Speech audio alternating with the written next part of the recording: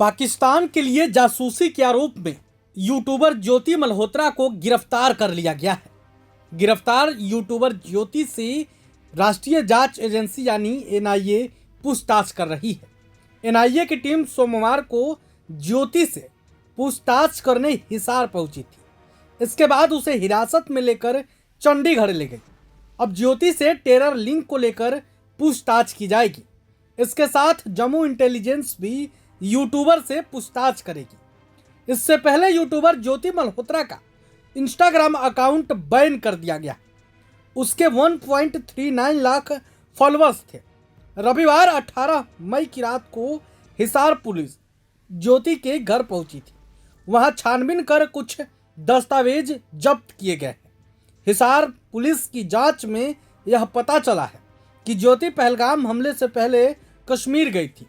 वह पहलगाम, गुलमर्ग, डल लेक, लद्दाख तक गई थी। आपको मालूम है कि पेंगोंग चीन से लगी लाइन ऑफ एक्चुअल कंट्रोल यानी एलएसी से सटा हुआ है। उसने अपने यूट्यूब चैनल पर इन जगहों के वीडियो शेयर किए। ज्योति पहली बार 2024 और फिर इसी साल 5 जनवरी 2025 को 2 बार कश्मीर गई थी। उसने अपने वीडियो में पंजाब और राजस्थान के बॉर्डर भी दिखाए। इनमें अटारी वाघा और राजस्थान के थार शामिल है। उसने यूट्यूब पर जो वीडियो शेयर किए थे उसमें भारत पाकिस्तान की सीमा पर लगी फेंसिंग तक दिखाई थी। हिसार पुलिस की जांच में अभी सामने आया है कि मार्च में वह पाकिस्तान गई। जांच एजेंसियों को शक है कि वह कश्मीर और बॉर्डर स्टेट में ट्रैवलिंग के लिए गई थी या फिर संवेदनशील सूचनाएं पाकिस्तान खुफिया एजेंसी तक पहुंचा रही थी। जब 22 अप्रैल को पहलगाम आतंकी हमला हुआ तो उसने पाकिस्तानी आतंकियों को कोसने की जगह भारत की तरफ से सुरक्षा पर सवाल उठाए थे। ज्योति मल्होत्रा ने कहा था, पहलगाम घटना के लिए भारत सरकार और सुरक्षा एजेंसियां जिम्मेदार है। इसमें सिर्फ सरकार की ही नहीं बल्कि हर उस नागरिक की भी जिम्मेदारी है जो घूमने जाता है। उसे सतर्क रहना चाहिए। आपको बता दें कि ज्योति को लेकर कई सारे खुलासे हो रहे हैं। एसपी हिसार ने भी कई बड़े खुलासे किए। आप खुद सुनिए। She was in touch with other YouTube influencers जो है जिसको कहते हैं आज के डेट में, जो हमारे देश के और भी जो इन्फ्लुएंसर्स उसमें भी टच में थे। They were also in touch with the PIOs और उनके सोशल गैदरिंग वगैरह में भी जाना होता था। जैसे मैंने बताया कि मॉडर्न वॉरफेयर में बस हम उसको बॉर्डर पे नहीं लड़ते। ये भी एक वॉरफेयर है जहाँ पे वो रिक्रूट करके और इन्फ्लुएंसर से अपनी नैरेटिव पुश करने की कोशिश करना और यहाँ के जो सॉफ्ट पावर को के थ्रू यहाँ पे अपने इमेज को सो कॉल्ड डिस्टॉर्ट करना, ये सब सारी चीज़ें कोशिश चल रही है।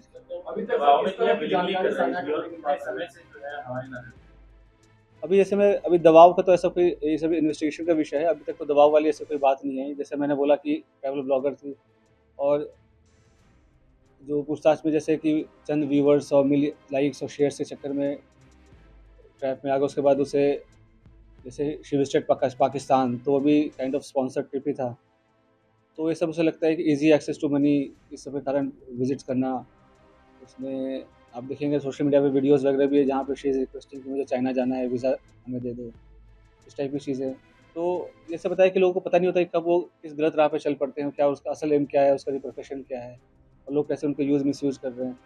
और पढ़े लिखे होने के बावजूद भी अगर आप ऐसे खास करके जब जो कंट्री है वो वॉर लाइक सिचुएशन में है तो आप इन्फॉर्मेशन शेयर करेंगे तो कोई छोटी आपको इन्फॉर्मल लग रही हो या छोटी इन्फॉर्मेशन लग रही हो, बट सामने वाले के लिए बहुत मेजर इन्फॉर्मेशन होती है। तो इस हिसाब से उनको शेयर नहीं करना चाहिए और किया है तो ये काफ़ी गलत है। कश्मीर क्यों गई थी, कुछ बताया जनवरी में अगर पहलगाम हमले से पहले अभी वो पूछताछ चल रहा है। पहलगाम हमले के पहले बिल्कुल गई थी। उसके पहले वो मतलब उसके आसपास वो पाकिस्तान भी गई थी। तो इसमें आपस में क्या लिंकेजेस हैं वो हम स्टैब्लिश कर रहे हैं।